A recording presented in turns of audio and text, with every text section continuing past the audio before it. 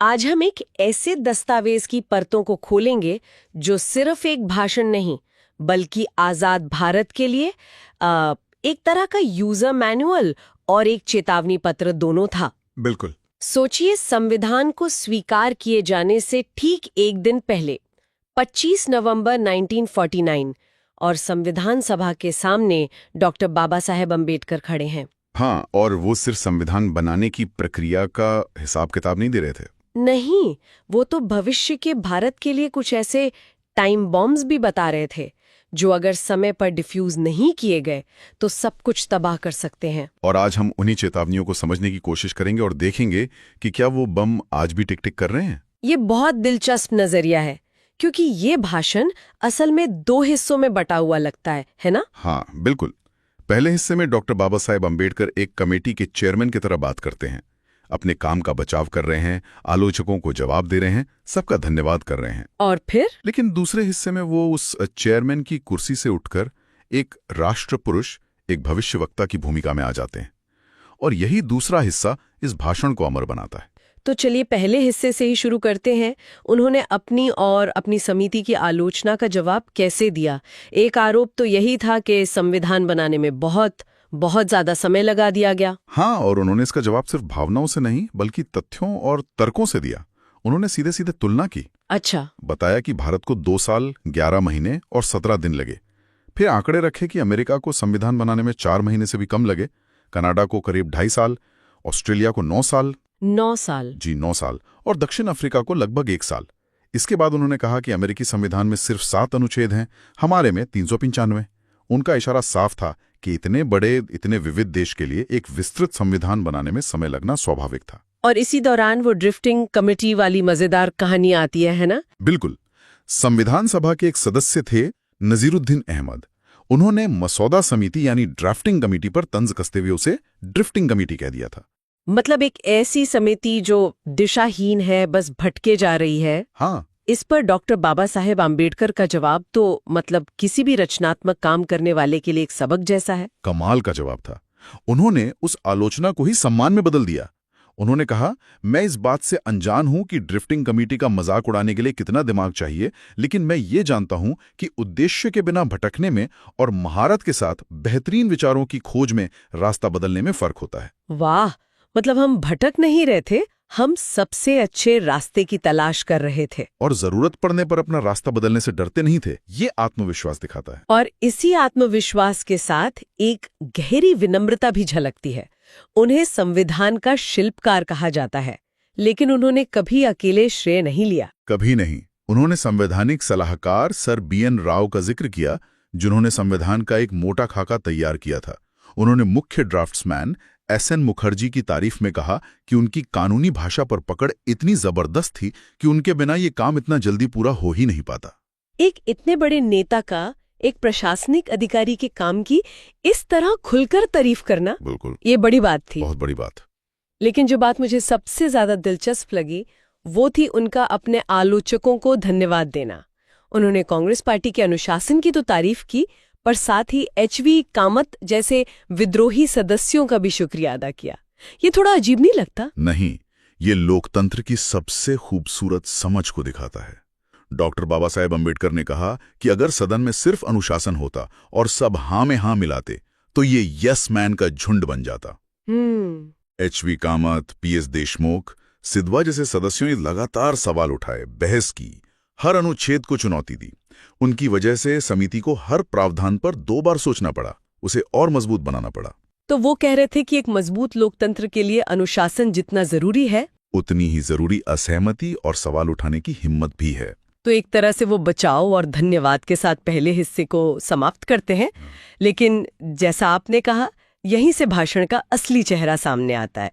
वो चेयरमैन की भूमिका से निकलकर एक स्टेट्समैन की भूमिका में कैसे आते हैं। वो एक बहुत ही मौलिक और डरावना सवाल पूछते हैं। क्या हमारा संविधान सफल होगा? और फिर इसका जवाब खुद नहीं देते बल्कि आने वाली पीढ़ियों पर यानी हम पर छोड़ देते हैं। अच्छा। वो कहते हैं कि संविधान कितना भी अच्छा क्यों ना हो, अगर उसे चलाने वाले लोग बुरे हैं तो वो बुरा ही साबित होगा, और एक बुरा संविधान भी अच्छे लोगों के हाथ में आकर अच्छा काम कर सकता है। यहां से वो भविष्य की तरफ देखना शुरू करते हैं और भारत के सामने खड़े 3 बड़े खतरों की बात करते हैं। पहला खतरा तो आज सुनने में थोड़ा अजीब लगता है कि क्या भारत अपनी आज़ादी फिर से खो देगा। 1949 में आज़ादी मिलने के ठीक 2 साल बाद ये डर कितना वास्तविक रहा होगा। ये डर उनके इतिहास के गहरे अध्ययन से आया था। उन्होंने याद दिलाया कि भारत ने अपनी आज़ादी बाहरी दुश्मनों से ज्यादा अपनों के ही विश्वासघात के कारण खोई है। उन्होंने कुछ उदाहरण भी दिए थे शायद। हाँ, दिए थे। उन्होंने राजा दाहिर के सेनापति का उदाहरण दिया जिसने मोहम्मद बिन कासिम से रिश्वत ले ली थी। उन्होंने जयचंद का जिक्र किया जिसने पृथ्वीराज चौहान के खिलाफ मोहम्मद गोरी को बुलाया था। उन्होंने शिवाजी के समय का उदाहरण दिया जब दूसरे मराठा और राजपूत सरदार मुगलों के लिए लड़ रहे थे। तो वो इन ऐतिहासिक उदाहरणों से भविष्य के लिए क्या चेतावनी दे रहे थे? उनकी चेतावनी एकदम साफ थी। वो कह रहे थे कि अगर भविष्य में राजनीतिक दल देश से ऊपर अपनी विचारधारा, अपने क्रीड को रखेंगे तो हमारी आजादी एक बार फिर खतरे में पड़ सकती है। क्रीड, ये शब्द बहुत महत्वपूर्ण है। बहुत। आज के संदर्भ में ये क्रीड क्या है? क्या ये कोई राजनीतिक विचारधारा है, कोई धार्मिक पहचान है या कुछ और? ये सवाल वो हम पे छोड़ गए। जब पार्टी देश से बड़ी हो जाए तो खतरे की घंटी बजने लगती है। ये तो हुई पहली चिंता। अब आते दूसरे खतरे पर, जो सीधे सीधे लोकतंत्र को बचाने से जुड़ा था। इसके लिए उन्होंने एक तरह का 3 पॉइंट एक्शन प्लान दिया। हाँ, और उसका पहला और सबसे विवादास्पद बिंदु था सामाजिक और आर्थिक लक्ष्यों को पाने के लिए सिर्फ और सिर्फ संवैधानिक तरीकों का इस्तेमाल करना। मतलब? उन्होंने साफ शब्दों में सविनय अवज्ञा, असहयोग और सत्याग्रह जैसे आंदोलनों को छोड़ने की वकालत की और इसके लिए एक बहुत ही शक्तिशाली मुहावरे का इस्तेमाल किया, ग्रामर ऑफ एनर्की। अराजकता का व्याकरण। जी, अराजकता का व्याकरण। रुकिए, ये तो एक विरोधाभास जैसा लगता है। जिन अहिंसक तरीकों ने हमें आज़ादी दिलाई, उन्हीं को डॉक्टर बाबा साहेब अंबेडकर आज़ाद भारत में अराजकता कह रहे थे। क्या ये गांधीवादी सिद्धांतों से एक तरह का विश्वासघात नहीं माना जा सकता था? सवाल उठना स्वाभाविक है और उन्होंने इसका जवाब भी दिया। उनका तर्क बहुत व्यवहारिक था। क्या तर्क था? उन्होंने कहा कि जब आपके पास अपनी बात कहने, अपनी सरकार बदलने का कोई संवैधानिक रास्ता न हो, तब ये तरीके जायज हैं। लेकिन 26 जनवरी 1950 के बाद जब आपके पास वोट देने का अधिकार है, संसद में अपने प्रतिनिधि भेजने का अधिकार है, अपनी सरकार बनाने का अधिकार है, तब सड़कों पर आंदोलन करना, अपनी ही बनाई हुई व्यवस्था के खिलाफ जाना है। ये अराजकता है और इसे जितनी जल्दी छोड़ दिया जाए, देश के लिए उतना अच्छा है। ठीक है, तो पहला नियम था संविधान का रास्ता अपनाओ। दूसरा नियम क्या था? ये तो नेताओं से ज्यादा आम जनता के लिए था। हाँ, ये था व्यक्ति पूजा यानी हीरो वर्शिप से बचना। Hero worship. उन्होंने बहुत कठोर शब्दों में चेतावनी दी कि राजनीति में भक्ति या अंधभक्ति तानाशाही की ओर ले जाने वाला एक पक्का और सीधा रास्ता है। उन्होंने जॉन स्टुअर्ट मिल को उद्धृत करते हुए कहा कि किसी भी महान व्यक्ति के चरणों में अपनी स्वतंत्रता को समर्पित मत करो, या उस पर इतनी शक्ति के लिए भरोसा मत करो कि वो आपके संस्थानों को ही नष्ट कर दे। सही कहा। उन्होंने आयरलैंड के एक देशभक्त का भी जिक्र किया था जिनकी बात बहुत असरदार है। डेनियल ओ'कॉनेल। उन्होंने उनका प्रसिद्ध वाक्य दोहराया, कोई भी पुरुष अपने सम्मान की कीमत पर किसी का आभारी नहीं हो सकता, कोई भी महिला अपने शील की कीमत पर किसी के आभारी नहीं हो सकती और कोई भी राष्ट्र अपनी स्वतंत्रता की कीमत पर किसी का आभारी नहीं हो सकता। मतलब साफ है, आभार व्यक्त कीजिए, सम्मान कीजिए, लेकिन अपनी आजादी और सवाल पूछने का हक किसी के पैरों में गिरवी मत रख दीजिए। बिल्कुल। संवैधानिक रास्ते, व्यक्ति पूजा से बचाओ। और तीसरा स्तंभ क्या था लोकतंत्र को बचाने का? तीसरा और उनके अनुसार सबसे महत्वपूर्ण, सिर्फ राजनीतिक लोकतंत्र से संतुष्ट न होना। उनका मानना था कि राजनीतिक लोकतंत्र की इमारत तब तक खड़ी नहीं रह सकती जब तक उसकी नींव में सामाजिक लोकतंत्र न हो। और यहीं से वो अपने भाषण के उस हिस्से पर आते हैं जो आज भी हमें सबसे ज्यादा झकझोरता है। आप विरोधाभासों से भरे जीवन की बात कर रहे हैं। बिल्कुल। चलिए एक पल के लिए यहां रुकते हैं। ये एक ऐसी भविष्यवाणी है जो दिल दहला देती है।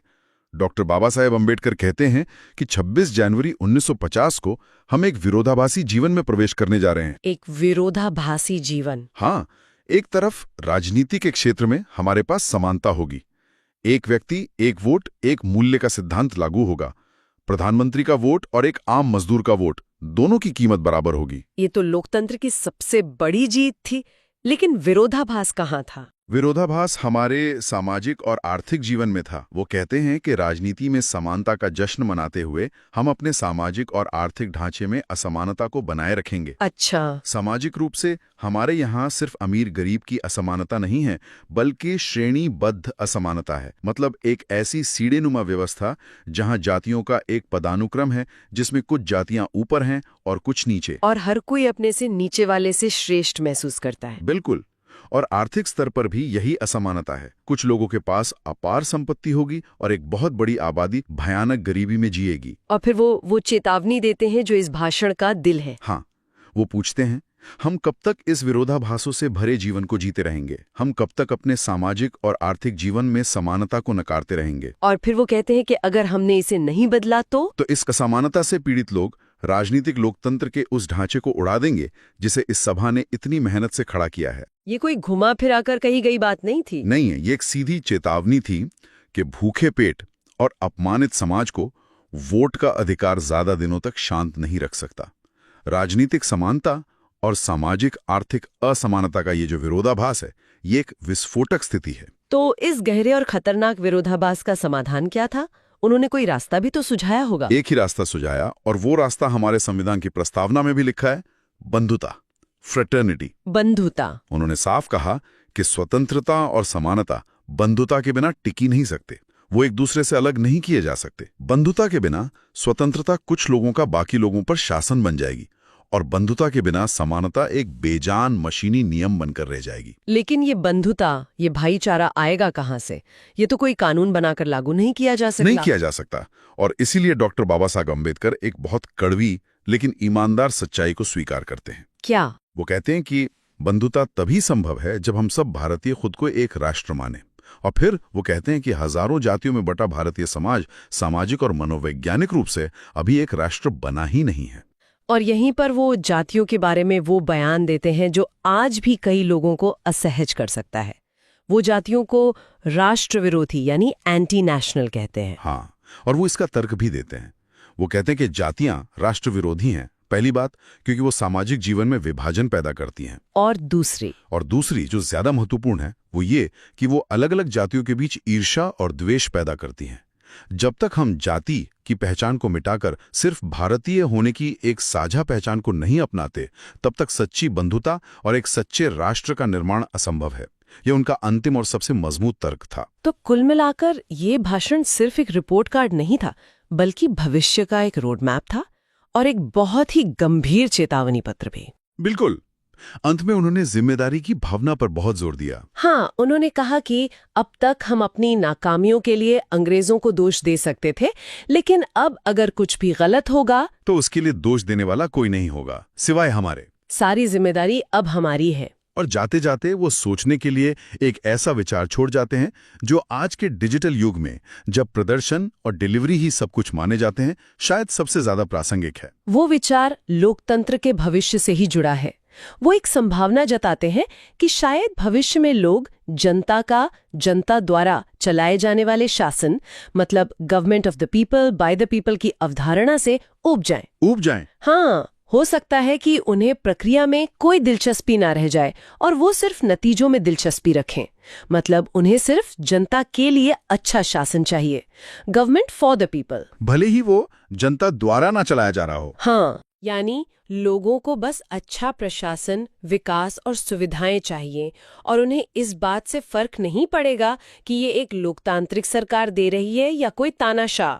ये तो किसी भी लोकतंत्र के लिए सबसे बड़ा खतरा है। बिल्कुल। और इसीलिए उनका निष्कर्ष था कि अगर हमें जनता द्वारा शासन की व्यवस्था को बचाए रखना है, उसे जिंदा रखना है, तो हमें जनता के लिए सरकार के कर्तव्यों को पूरी ईमानदारी और तेजी से निभाना होगा। उन सभी सामाजिक और आर्थिक समस्याओं को हल करना होगा जिनकी वजह से लोगों का लोकतंत्र की प्रक्रिया से ही विश्वास उठ सकता है। सही कहा।